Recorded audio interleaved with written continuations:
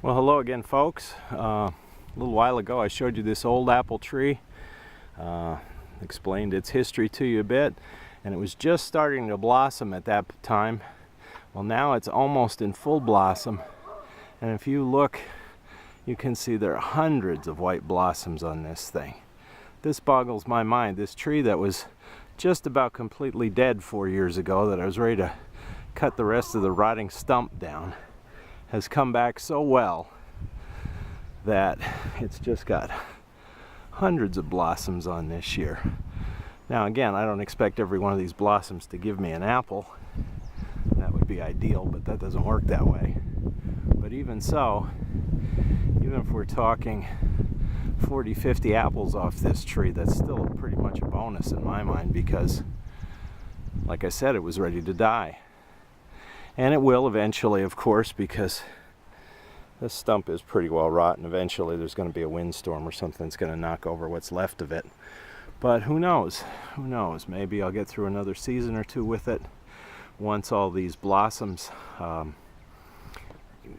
end and the apples are starting to grow, I'll start spraying it so that we get a decent crop of apples. As I said before in the previous video about this tree, this is an old-fashioned variety.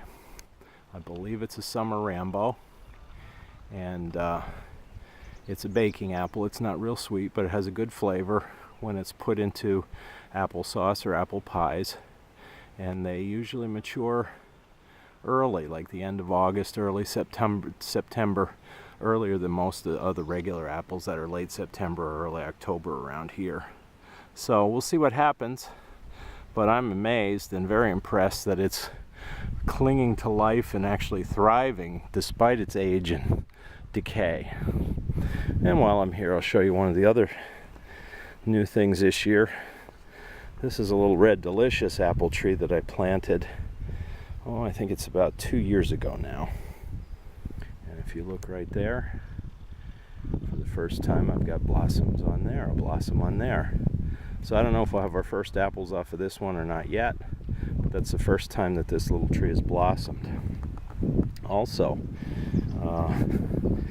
here is a Jonathan apple tree that I planted, and guess what? We've got a couple blossoms going on here, a few more getting ready to start there, one there. This is about a year younger than that Red Delicious, so I didn't expect much out of it, but it's grown very well, and we'll see what happens. Maybe we'll get a couple apples off of this, I don't know yet. So one of the things that I typically do in the spring that I didn't get a chance to this year because it was so cold for so long, I usually put fertilizer spikes around the bases of the tree to kind of give them a jump start. But I can't do that right now with the ones that are blossoming, because what you don't want to do, you don't want to rush the tree through the blossom phase. You want it to stay in blossom as long as possible to ensure good pollination. The same thing is true with any of your garden vegetables and so on. If you're trying to push them with fertilizer, Miracle-Gro or whatever, you don't want to do it when they're blossoming, like beans or the flowers on, say, squash or cucumbers, pickles, things like that. You want to let them blossom as long as possible too, so that you get better germination. But so I'll have another video after everything gets past the blossoming stage, show you how I do that with the fertilizer spikes to push these trees, and we'll see what happens with that too. So again, everything is in blossom now. The spring is finally upon us for good, and Lord willing, we'll have some very nice fruit this year. We'll see. It's going to take a lot of work between now and then, of course, to keep everything under control and fight the diseases that tend to affect these trees, but we'll see what happens, and hopefully I'll be doing videos for you at the end of the summer of harvesting.